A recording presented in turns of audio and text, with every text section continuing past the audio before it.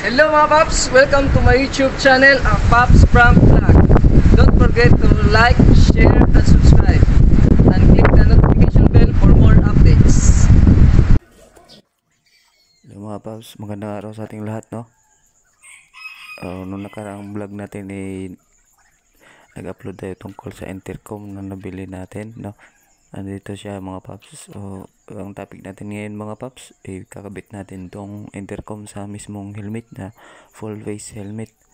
So andito na siya mga Paps, pinaglalabas ko na yung mga accessories niya. Andyan siya. Kakabit natin siya mga Paps sa isang Spider Phoenix 2 mga Paps. Kung meron kayong Spider Phoenix 2, ganito siya magkabit mga Paps. So nandiyan siya, pinapakita ko mga Paps yung paano ikabit yung socket ng charger at yun sa headphone.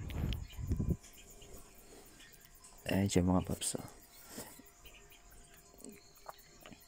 So nandiyan siya mga Paps. Yan Phoenix 2 helmet Spider. So siya, ang inuuna ko muna ikabit mga Paps yung intercom clip. Pwede din siyang lagyan ng adhesive mga Paps.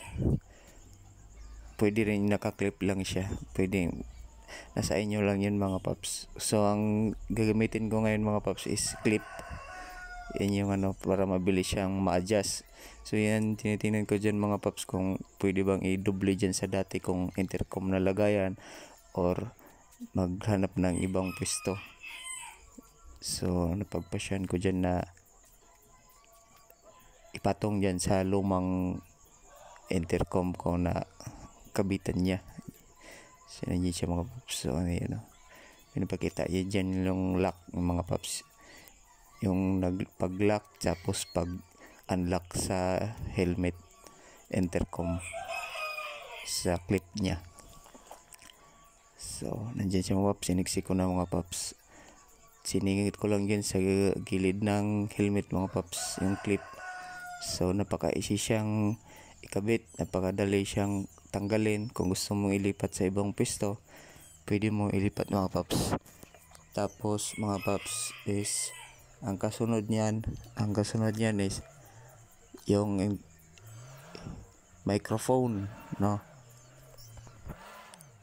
Kasi siya mga Paps, sinisilip ko na yung lagayan. Yan, pinapakita ko yung lagayan ng speaker sa helmet natin mga Paps. Sa bawat helmet ng mga Paps, mayroon po yung singitan or posisyon ng speaker ng ating helmet. May butas po yung pabilog na ready to install intercom na yung mga helmet natin mga Paps. Lalo na yun sa full face, modular, tsaka half face, meron na po yan. Sa half face naman Paps, yung hard mic, yan yung ginagamit doon kasi wala nga siyang bungo sa dito sa may mismong natin mukha sa harap, kaya hard mic yung niya. So siya doon, sinisinyos ko na naayos na, and kakabit ko na yung kabilang speaker. Yan position niya mga Paps, magkabilaan yung speaker niyan mga Paps para balance yung bigay ng sound. Yan, nasa matin yan mga Paps, sa may niya, singit-singit lang yan mga Paps. Hanap lang kayo yung pinaka the best na pwesto na hindi sagabal yung wire sa pagsuot ng helmet nyo, o hindi sagabal yung speaker, o hindi ka mapapano pag biglang nauntog, hindi mapano yung nguso mo, lalo na sa microphone din mga Paps. Tumutuko din yun minsan yung microphone, kaya magandang maghanap ng magandang pwesto. Ayan mga Paps, nisilip ko na dyan, tinitingnan ko kung saan magandang ipwesto yung wire, saan magandang idaan para parang wala pa rin siyang wire na nakapasok sa loob, para hindi halata na sa pakiramdam mo, pang original pa rin, ganun. Yan mga Paps. Yan, maraming yan mga Paps, kabitan, maraming posibleng daanan. Yun, kaya pili lang kayo ng the best sa inyong komportable kayo. Yan, nandyan yung microphone mga paps sa harap mismo. May, yan, pinakita ko sa inyo yung speaker kabilaan yung mga paps yan. Ganyan siya mga paps. Para safe at di makaharang-harang sa ating pagsuot ng helmet, paggamit ng helmet yun. Yan, kinukunik ko na mga paps. Hanapin nyo lang yung intercom Y10. Yun, naka-YouTube tayo mga paps. Ang ganda, testing ko na dyan mga paps. Napakaganda na speaker niya mga paps. So, tapos na tayo dun sa Spider. Nandito naman tayo sa isa kong helmet mga paps, Evo. So, kape muna tayo. Yan, Evo Valiant 2. Yan, Born to be Wild na Evo. Yan, kakabit naman. May intercom na yan dati mga paps. Bali dalawa yung gagamitin kong intercom. Yung isang intercom is magkukonek sa bluetooth ng head ng cellphone ko. Tapos yung sa isa sa ka-ride ko naman or ka-backride ko, nakakonek para safe na safe anytime. So yan mga paps, and yun yung pinapakita ko dyan, yung speaker ng naunang intercom ko. Pipicture ko din yan sa vlog ko mga paps. Isusunod ko mga paps kung anong klaseng intercom yan. Yan o, taka magkano yan. Maganda rin yan intercom, matagal na yan mga paps, kaya nandyan yan. Yan, naayos ko mga paps yung intercom. So bali ang gagawin mga paps is, ang posisyon ng speaker din sa lumang intercom is tama lang yung lagayan niya sa helmet, kaya magbabawas tayo ng foam or styrofoam sa helmet para yung dalawang speaker magkatabi sa loob. Yan, binabawasan ko na yung mga paps. Kabilaan po ang babawasin yung mga paps para mag-swak yung helmet speaker dun sa loob. Kabilaan yan, kasi magiging dalawa ng speaker ang resulta niyan. Gagana yung dalawa, sabay sila. Kung gusto mong ma-music sa isa, pwede. Yung sa isa naka-intercom connection, di pwede. Kaya dalawa yung nilagay ko dyan mga paps, para dagdag safety sa biyahe mga paps. So dyan siya mga paps. Medyo may katagalan din yung pagtatanggal ng foam yan mga paps, kasi inuunti-unti ko para swak lang yung nabawas, hindi naman sumobra. Yung kailangan lang talaga sa speaker para mag-position siya na maigi dyan sa loob, na hindi makaharang, hindi rin natatanggal na mabilis. Malinis din yung pagkakabit yan mga paps. Yan, nilalaglag ko yung ano yan, styrofoam, yung mga helmet natin. Yan, gamit ko dyan mga paps is ano lang, yung maliit na kutsilyo or nipper, pwede mga inibagay na matulis. Dinalawa ko na yung mga paps. Makikita natin mamaya mga paps yung sa magkatabi na yung dalawang intercom dyan sa helmet na yan sa gilid. Yan mga paps, kinuha ko na para mag-testing yung isang speaker na intercom. O yan siya mga paps. So yan mga paps, binabawasan ko pa rin yan para mag-swak talaga. Bawas ng bawas mga paps. Hindi naman sobrang dami ng binawas, yung sakto lang sa speaker na dalawa.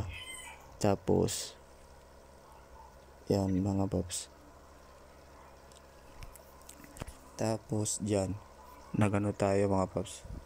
Hello, nagano tayo mga paps, ano to, bawas pa rin foam yan mga paps, styrofoam sa helmet natin. Sa mga Evo, meron din sa ibang brandang helmet, ganyan din foam. Yan, tinitesting ko siya mga paps. Bawat kabilaan yung mga paps talagang pasensya lang, ng mahabang pasensya ang kailangan para sakto lang yung mabawas, hindi sumobra sa kailangan natin na lugar dyan sa gilid ng helmet. Yan, malaking tulong din to mga paps sa biyahe, yung mga intercom na yan. Kaya kung safety lang pag-uusapan, wag na tayo magtipid para sa safety kung nakakatulong man sa biyahe natin. So yan mga paps, natanggal ko na yung takip ng adhesive. Kinakabit ko na yan mga paps, Yan tinatanggal ko yung kulay puti. para pagkabit niya ni diretso na mga paps. So yan, unti-unti lang talaga mga paps. Yan, tinatanggal ko na yung pagkapulupot ng wire